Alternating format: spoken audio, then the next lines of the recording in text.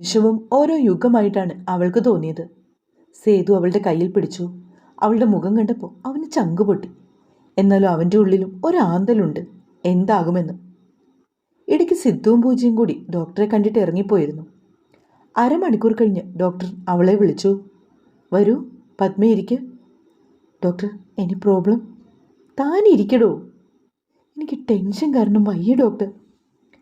അങ്ങനെ താൻ വിചാരിക്കുന്ന പോലെ വലിയ പ്രശ്നങ്ങളൊന്നുമില്ല. നമുക്ക് ട്രീറ്റ്മെൻറ്റ് തുടങ്ങാം. പിന്നെ താൻ പാതി ദൈവം പാതി എന്നല്ലേ. അതുകൊണ്ട് മുകളിലിരിക്കുന്ന ആളോട് കൂടി നന്നായി പ്രാർത്ഥിച്ചിട്ട് നമുക്കങ്ങ് ആരംഭിക്കാം. ഡോക്ടറുടെ വാക്കുകൾ കേട്ടപ്പോഴാണ് അവൾക്ക് ആശ്വാസമായത്. ഡോക്ടർ, എനിക്കൊരു അമ്മയാവാൻ സാധിക്കുമോ? ഓഫ് കോഴ്സ് പത്മ, താൻ വിഷമിക്കേണ്ട. ഞങ്ങൾക്ക് വിശ്വസിക്കാമോ? അതെന്താ, തനിക്ക് ഞാൻ പറയുന്നത് വിശ്വാസം വരുന്നില്ലേ? അതുകൊണ്ടല്ല ഡോക്ടർ, എനിക്കാകെ ടെൻഷൻ. ഒരു ടെൻഷനും വേണ്ട, ഞാൻ പറയുന്നത് പോലെ അനുസരിച്ചാൽ മതി. ഓക്കെ ഡോക്ടർ, എന്തു പറഞ്ഞാലും ഞാൻ അനുസരിക്കാം. ഓക്കെ. ഇയാൾ പത്മയുടെ കൂടെ ഉണ്ടല്ലോ, സോ ഡോൺ വറി. പത്മയ്ക്ക് ഈ കാര്യത്തിൽ ഒരു കോൺഫിഡൻസ് ഇല്ലമോ? ഏയ്, അങ്ങനൊന്നും വേണ്ട പത്മ, പ്ലീസ് ബിലീവ് മീ. പിന്നെ ചിലപ്പോൾ കുറച്ച് വർഷങ്ങളെടുക്കും, അത്രമാത്രം. ഞാൻ എത്ര വേണമെങ്കിലും കാത്തിരിക്കാം ഡോക്ടർ. പത്മ മന്ദഹസിച്ചു. ഡോക്ടർ പറഞ്ഞ മെഡിസിനൊക്കെ മേടിച്ച് സന്തോഷത്തോടെ അവർ മടങ്ങി.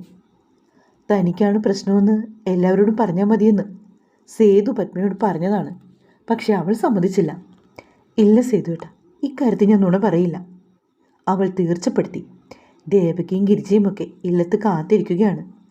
സംഭവിച്ച കാര്യങ്ങളെല്ലാം പത്മ അമ്മയോടും അപ്പച്ചയോടും തുറന്നു പറഞ്ഞു. എൻ്റെ പൂർണ്ണത്രയേച്ച, എത്രയും പെട്ടെന്നെല്ലാം ശരിയായാൽ മതിയായിരുന്നു. ആകും അപ്പച്ചി, ഒക്കെ നമ്മുടെ നാഗത്താൻ കേൾക്കും. അവൾ ശരിക്കും ഉത്സാഹവതിയായിരുന്നു. അന്ന് വൈകുന്നേരം സേതുവും പത്മയും കൂടെ കാവിൽ പോയി. രണ്ടാളും മനമുരുകി പ്രാർത്ഥിച്ചു. സേതുവേട്ടാ. എന്താണ് പത്മ? സേതുവേട്ടന് പ്രതീക്ഷയുണ്ടോ? സത്യം പറ, എന്താണ്? അല്ല, ഞാൻ പ്രഗ്നൻ്റ് ആവോ ഏട്ടാ? ഡോക്ടർ പറഞ്ഞത് എന്താ? നിനക്കാദ്യം ഒരു വിശ്വാസമാണ് വേണ്ടത്, അത് കഴിഞ്ഞു ബാക്കി.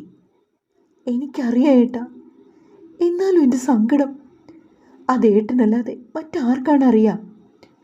ഒക്കെ ശരിയാവും പത്മ, നീ ഒന്ന് ഉഷാറാവ്. അവൾക്ക് ആത്മധൈര്യം നൽകി സേതു എപ്പോഴും അവളുടെ കൂടെ തന്നെയുണ്ട്. അവൻ നാട്ടിൽ വേറെ ജോലിക്കൊന്നും ശ്രമിച്ചില്ല. ഒരു കുഞ്ഞായി കഴിഞ്ഞ് വീണ്ടും ജോലിക്ക് പോകാമെന്നാണ് അവൻ വിചാരിച്ചത്. സേതു കറക്റ്റ് സമയത്ത് മെഡിസിനെല്ലാം തെറ്റാതെ മുറപോലെ കൊടുക്കും. എല്ലാ മാസവും ചെക്കപ്പുണ്ട്. രണ്ടാളും കൃത്യം പോകും. ഇടയ്ക്ക് പൂജ ഡെലിവറി ആയിരുന്നു. പത്മയും സേതുവും കൂടി കുഞ്ഞിനെ പോയി കണ്ടു. സേതുവേട്ടാ, ഇതുവരായിട്ടൊന്നും ആയില്ലല്ലോ, നമുക്ക് വേറെ ഡോക്ടറെ കണ്ടാലോ? ഒരു ദിവസം പത്മ പറഞ്ഞു. ചേ, നീ എന്താണ് ഇങ്ങനെ പറയുന്നത്? അല്ല, ഇത്രയും മാസങ്ങൾ കഴിഞ്ഞില്ലേ, ഈ നടപ്പെല്ലാം വെറുതെ ആവുകയാണോ? ഡോക്ടർ പറഞ്ഞില്ലേ നമ്മളോട് കുറച്ച് വെയിറ്റ് ചെയ്യണമെന്ന്. എന്തായാലും നമുക്ക് നോക്കാം. ഒക്കെ ഒരു ഭാഗ്യമാണ് ഏട്ടാ, അവൾ നെടുവീർപ്പെട്ടു. ശരിയാകും കുട്ടി. എത്ര നേർച്ചകളാണ് ഏട്ടാ, ഒന്നിനും ഒരു ഫലവുമില്ല. ഒരു 6 മാസം കൂടി നോക്കാം, എന്നിട്ട് നമുക്ക് വേറെ ഹോസ്പിറ്റലിൽ പോകാം. അതല്ല ഏട്ടാ. എന്താണ്? നമുക്ക് ഡൽഹിക്ക് പോയാലോ? നീ എന്താ ഇങ്ങനെ പറയുന്നേ? ഞാൻ ഒരുപാട് ആലോചിച്ചേട്ടാ, ഒരുപാട്. എന്താണ് പത്മ? അത് പിന്നെ ഏട്ടാ, ഏട്ടനും ഇവിടെ നിന്നും ബോറിംഗ് അല്ലേ? ഒരു ന്യൂ ജോബ് നോക്കുന്ന പോലും ഇല്ല ഏട്ടൻ. അതൊന്നും നീ അറിയണ്ട. വേണം, നമുക്കിവിടുന്ന് മടങ്ങാം. അവിടെ ആകുമ്പോൾ കുഞ്ഞാറ്റയുണ്ട് എനിക്ക് കൂട്ടായിട്ട്. പിന്നെയാണെങ്കിൽ ഏട്ടന് ജോലിക്ക് പോകുമ്പോൾ ഏട്ടനും കുറച്ച് റിലാക്സ് ആവും. നിനക്ക് ഓരോരോ തോന്നലുകളാണ്. അവിടെ ചെല്ലുമ്പോൾ പറയും നാടായിരുന്നു നല്ലതെന്ന്. ഇല്ലെന്നേ, ഇനി അതൊന്നുമില്ല. എന്തായാലും ഞാനൊന്ന് ആലോചിക്കട്ടെ. തിരികെ ഇല്ലത്തെത്തിയപ്പോൾ അമ്മയുടെ മുഖം കടന്നിൽ കുത്തിയതുപോലെയുണ്ട്. പതിവ് പോലെ ഇന്നും പോയിട്ട് മടങ്ങി വന്നല്ലേ മോനെ? അമ്മയുടെ അർത്ഥം വെച്ച നോട്ടവും ചിരിയുമൊക്കെ കണ്ടപ്പോൾ അവന് മനസ്സിലായി പത്മ ഇവിടം വിട്ട് പോകാമെന്ന് പറഞ്ഞതിൻ്റെ പൊരുള്. പത്മയുടെ അച്ഛനും അമ്മയും ഒക്കെയാണെങ്കിൽ ആദ്യമൊക്കെ എപ്പോഴും മകളുടെ അടുത്ത് വരുമായിരുന്നു. പിന്നെ അവർ ആ സന്ദർശനം അങ്ങ് ഒഴിവാക്കി. കാരണം ദേവകി വന്ന മാറ്റമായിരുന്നു.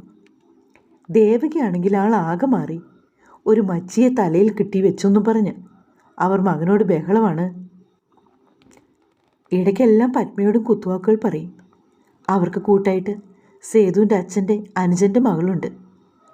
ഇവിടെ അടുത്തുള്ള കോളേജിലാണ് അവൾക്ക് അഡ്മിഷൻ കിട്ടിയത്. അപ്പോൾ അവൾ അവരുടെ ഒപ്പമാണ് നിൽക്കുന്നത്. അവളാണ് പത്മയെക്കുറിച്ച് ഓരോ വർത്തമാനം പറഞ്ഞു കൊടുക്കുന്നത്. അത് കേട്ട് ദേവകി പത്മയോട് ദേഷ്യപ്പെടും.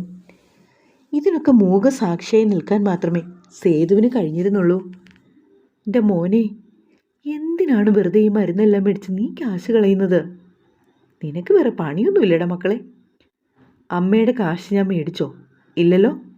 ഓ, നീ എന്നോട് തർക്കത്തരം പറയാൻ തുടങ്ങിയല്ലേ? സാഹചര്യം കൊണ്ടല്ലേ അമ്മേ? നിന്റെ സാഹചര്യം, അതിന് ഞാൻ എന്ത് തെറ്റ് ചെയ്തു? അമ്മയോട് തർക്കിക്കാൻ ഞാനില്ല. ഓ, നിന്റെ വിഷമം കണ്ടിട്ട് പറഞ്ഞതാ മോനെ, അല്ലാതെ വേറൊന്നും കൊണ്ടുമല്ല. നിന്റെ പെറ്റമ്മയായി പോയില്ലേ? അമ്മേ, എനിക്കല്പം സമാധാനം തരൂ, എല്ലാവരും കൂടി. ഞാനതിന് എന്നാ പറഞ്ഞു മോനെ? നിന്റെ വിഷമം കണ്ടുകൊണ്ട് പറഞ്ഞതാടാ. എൻ്റെ വിഷമം കണ്ടിട്ട് അമ്മ ഇങ്ങനെ കുത്തുവാക്കുകളാണോ പറയുന്നത്? അവൻ കലിതുള്ളി അകത്തേക്ക് കയറിപ്പോയി. സേതുവേട്ടാ, പത്മ അവനെ വിളിച്ചു. ഞാൻ പറഞ്ഞില്ലേ നമുക്കിവിടുന്ന് പോകാമെന്ന്. അപ്പച്ചിയുടെ ഓരോ വാചകങ്ങൾ എനിക്ക് സഹിക്കാൻ പറ്റുന്നില്ല. പറ്റുന്നില്ലെങ്കിൽ നീ നിൻ്റെ ഇല്ലത്ത് പോടി, അപ്പം നിനക്ക് സമാധാനം കിട്ടും. വെറുതെ മനുഷ്യനെ ബുദ്ധിമുട്ടിക്കാൻ വേണ്ടി. അവൻ വായിൽ തോന്നിയതെല്ലാം വിളിച്ചു പറഞ്ഞു. പാവം പത്മ അവൾ തരിച്ചിരുന്നു പോയി. സേതുവേട്ടൻ ആദ്യമായിട്ടാണ് തന്നോട് ഇങ്ങനെയെല്ലാം. അവൾ മറുത്തൊന്നും പറയാതെ റൂമിന് വെളിയിലിറങ്ങി. ദേവകി അവളെ അടിമുടി നോക്കി. ഡീ, മോളേന്ന് വിളിച്ചിരുന്ന അപ്പച്ചിയാണ്. എന്താ അപ്പച്ചി? ഓ, എന്തൊരു എളിമ! അവർ ചിറികോട്ടി. എൻ്റെ മോൻ പറഞ്ഞത് കേട്ടില്ലേ? നീ നിൻ്റെ ഇല്ലത്തേക്ക് പോടി, കുറച്ച് ദിവസം അവിടെ നിൽക്കുക, അവനെങ്കിലും ഒരു ആശ്വാസം ആവട്ടെ. അതും പറഞ്ഞിട്ട് അവർ അടുക്കളയിലേക്ക് പോയി. പത്മ വീണ്ടും സേതുവിൻ്റെ അടുത്തേക്ക് വന്നു. സേതുവേട്ടാ, എന്നെ ഇല്ലത്തേക്കൊന്ന് അയക്കാമോ? ഞാൻ കുറച്ച് ദിവസം. നീ തൽക്കാലം ഒരിടത്തും പോവണ്ട. സേതു ദേഷ്യപ്പെട്ടു. അവൾ പക്ഷെ അതൊന്നും ശ്രദ്ധിച്ചില്ല. പോകാനുള്ള തീരുമാനത്തിലാണവൾ. പത്മ കുറച്ച് ഡ്രസ്സുകളൊക്കെ വാരി ബാഗിൽ കുത്തി നിറച്ചു. സേതു കട്ടിലിൽ മലർന്നു കിടക്കുകയാണ്. പത്മ ബാഗുമായിട്ട് വാതിൽക്കലേക്ക് നടന്നു. സേതുവിനോട് യാത്ര പോലും പറഞ്ഞില്ല. പെട്ടെന്ന് അവൻ ബെഡിൽ നിന്ന് ചാടി എഴുന്നേറ്റു. പത്മ എന്ന് അവനൊരൊറ്റ അലർച്ചയായിരുന്നു. അവൾ ഞെട്ടിത്തിരിഞ്ഞു. കൊണ്ടുപോയി വെക്കടി നിന്റെ ബാഗ്. ഇല്ല, ഞാൻ എൻ്റെ അച്ഛൻ്റെ അമ്മയുടെ അടുത്തേക്ക് പോവാ. ഇപ്പോൾ നീ ഒരിടത്തും പോകണ്ട. ഞാൻ പോവാണ്. കരണം പൊട്ടുമാറ് ഒറ്റ അടിയായിരുന്നു അതിൻ്റെ മറുപടി. അപ്രതീക്ഷിതമായി ആയതിനാൽ പത്മ നിലത്തേക്ക് വീണുപോയി. അവളുടെ ബാഗ് മേടിച്ച് സേതു വലിച്ചൊരു ഏറ് കൊടുത്തു. അവിടെ ഒരു ബാഗ്! അവൻ പിറുപിറുത്തു. പത്മ പൊട്ടിക്കരഞ്ഞുകൊണ്ട് നിലത്തിരുന്നു. അവൾക്ക് താങ്ങാവുന്നതിലും ഒരുപാട് അപ്പുറമായിരുന്നു. സേതുവേട്ടനിൽ നിന്ന് ഇങ്ങനെയൊന്നും താൻ ഒരിക്കലും പ്രതീക്ഷിച്ചില്ല. അവൾക്ക് ചങ്കുപൊട്ടി. സേതു കലിപൂണ്ട് മുറിയിൽ നിന്ന് ഇറങ്ങിപ്പോയിരുന്നു. പത്മ ശബ്ദമില്ലാതെ തേങ്ങി തേങ്ങി കരഞ്ഞു. ദേവകി മുറിയുടെ വാതിൽക്ക് വന്ന് നോക്കിയിട്ട് പോയി. അവർക്ക് സന്തോഷമായി. എന്തു വേണമെങ്കിലും സഹിക്കാം. പക്ഷേ സേതുവേട്ടൻ തന്നെ അടിച്ചത്. അവൾക്ക് സങ്കടം വന്നിട്ട് വയ്യ. സേതുവിനെ രാത്രി ഏറെ വൈകിട്ടും കണ്ടില്ല. പത്മയ്ക്ക് ഭയം തോന്നി. അവൾ അവൻ്റെ ഫോണിൽ വിളിച്ചു. കുറേ സമയം വിളിച്ചിട്ടും അവൻ എടുത്തില്ല. നാഗത്താനെ, എൻ്റെ ഏട്ടനെ കാത്തോണേ. അവൾ മിഴികൾ പൂട്ടി. ഏകദേശം 11 മണിയായി കാണും അവൻ വന്നപ്പോൾ. അവൾ ഓടി വന്ന് അവൻ്റെ അടുത്തേക്ക്. പത്മയുടെ കരണം വീങ്ങിയാണ് കിടക്കുന്നത്. എവിടെയായിരുന്നു സേതുവേട്ടാ? ഞാൻ പേടിച്ചു പോയി. സേതുവിന് കുറ്റബോധത്തിൽ ശിരസ് താന്നു. അവൻ അവളുടെ കൈകളിൽ കൂട്ടിപ്പിടിച്ചു. സോറി പത്മ, എനിക്കങ്ങോട്ട് ദേഷ്യം വന്നു. സോറി. ഏയ്, അങ്ങനൊന്നും പറയണ്ടേട്ടാ. ഒക്കെ എൻ്റെ ഓരോ വിധി, സാരില്ല. അത് പറയുകയും പാവം പൊട്ടിക്കരഞ്ഞു. നീ എന്നോട് ക്ഷമിക്ക് പത്മ, എനിക്കൊരു അബദ്ധം പറ്റിപ്പോയി. ഇങ്ങനൊന്നും എന്നോട് പറയണ്ടേട്ടാ. ഒക്കെ പോട്ടെ. നമ്മൾ രണ്ടാളും മതി. കുഞ്ഞുങ്ങളില്ലാത്ത എത്രയോ ആളുകൾ ജീവിക്കുന്നു. അങ്ങനൊന്നും പറയില്ല ഏട്ടാ. പറയും. കുഞ്ഞില്ല എന്ന് പറഞ്ഞ് നീ ഇനി വിഷമിക്കണ്ട. നിനക്ക് ഞാനും എനിക്ക് നീയും. നമുക്ക് നമ്മൾ മതിയടി. ഏട്ടാ പ്ലീസ്. ഇനി നിന്നെ ഇവിടെ ആരും വിഷമിപ്പിക്കില്ല. എൻ്റെ അമ്മയുടെ മാറ്റം ഞാൻ എന്നും കണ്ടുകൊണ്ടാണ് ഇരിക്കുന്നത്. അതുകൊണ്ട് നമ്മൾ നാളെ തന്നെ ഡൽഹിയിലേക്ക് മടങ്ങിപ്പോകുന്നു. ഞാൻ ഫ്ലൈറ്റ് ടിക്കറ്റ് എടുത്തു. അവൻ പറഞ്ഞു.